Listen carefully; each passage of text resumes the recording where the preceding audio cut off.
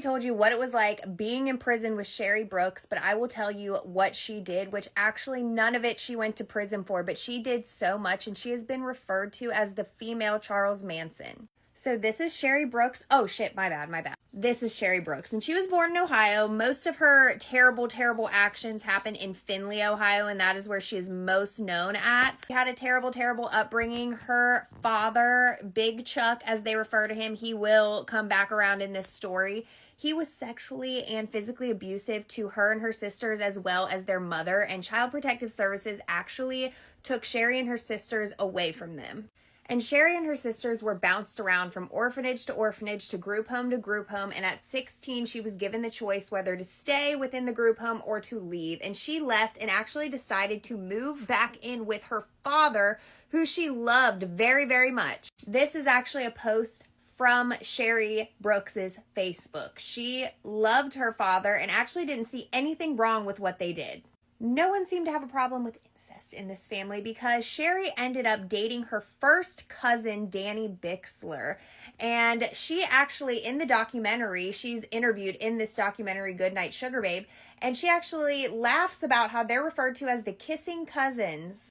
Danny Bixler and Cheri ended up getting pregnant and having a baby boy named Scotty, and less than a year later, someone anonymously reported Cheri was sexually abusing baby Scotty, and CPS found that to be true, and they actually removed Scotty from Cheri and Danny Bixler's care and placed him in the care of Cheri's mother. So Danny Bixler Sr. and his son, Danny Bixler Jr., who will come up later in the story, actually ended up going to prison for something unrelated to their abuse of baby Scotty. So that was pretty much the end of Cheri and Danny Bixler. This is also not Cheri's son. This is Danny Bixler's son by a previous woman.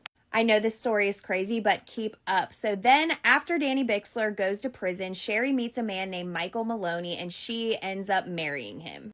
She shortly gets pregnant once again, and because of her previous history with CPS, the moment the baby was born, they already basically had a CPS case out on them, and then someone anonymously reported that Michael Maloney slapped the baby, and Cheri basically said, yeah, he did. CPS took the kid away, and they made 0 attempts to get that baby back, and the baby was adopted to another family. Luckily for that child. 1 year later, they're pregnant again, and they have another little boy, and they name him Michael Jr. 5 months or something later, like months after this child was born, he was taken away due to neglect and given to either Michael's family member or Cheri's family member.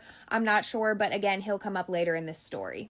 So that is now 3 children Cheri has had taken away from her by the state. Do you think she stops getting pregnant? Absolutely not. We're just getting started. 2 years later, she gets pregnant again, and this time with a baby girl that she names Maria. So at the time, Cheri lived in a duplex, and her downstairs neighbor was also pregnant with a baby girl who she was naming Vera. Remember that name because unfortunately her name will come up in this story later as well. So Cheri was so much different with baby Maria than she was with her boys. She kept her clean, she kept her fed, she always had her in cute outfits. There was no signs of neglect per se, but she was absolutely fucking obsessed with this baby. She would not let anybody touch the baby, not even the baby's father.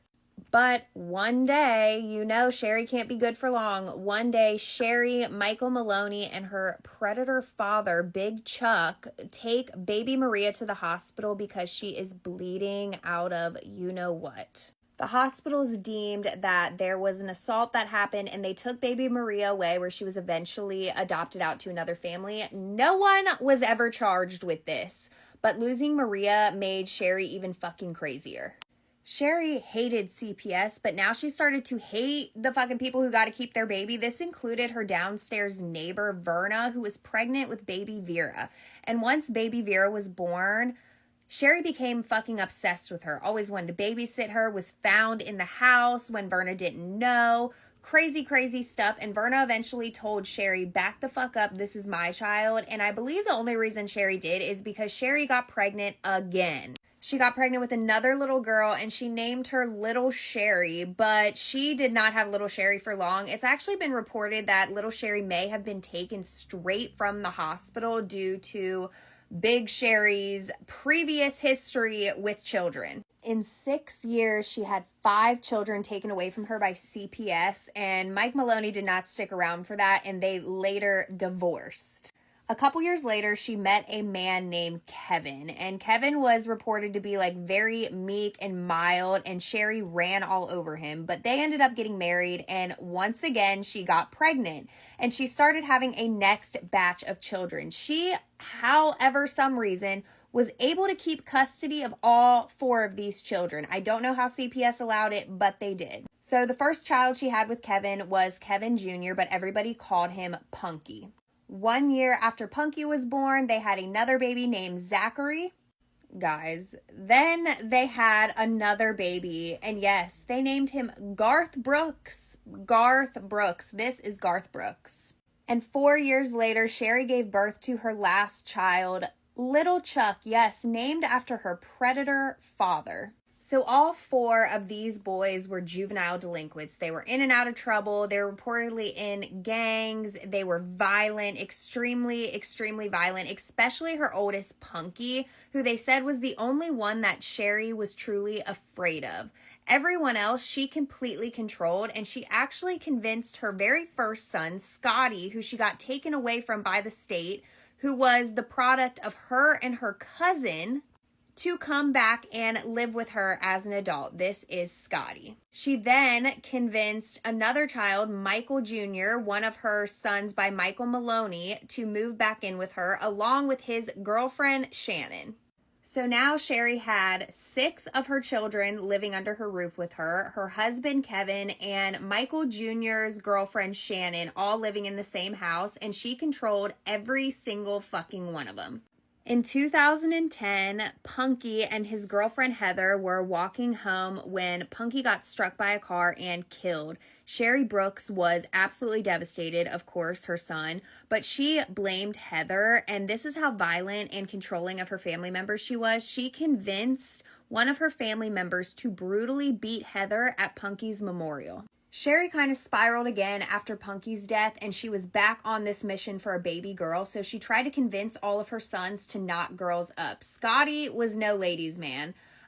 Michael Jr. was actually married to Shannon, but no baby, so she thought best option was her 13-year-old son, Zach. It has been reported that Zachary Brooks suffered from some type of mental illness, like disabled, intellectually disabled, something of that nature, but never officially diagnosed with anything. Cheri thought that Zachary should date Vera Jo, who was her neighbor Verna's daughter. Vera Jo was 19 at the time, but it is said that she had the mind of an 8-year-old. She was severely intellectually disabled, but also a habitual people pleaser and would do anything to make someone happy, and was just an overall very sweet girl. Come back for part 2 because this story is very long and we're not even at the worst part yet.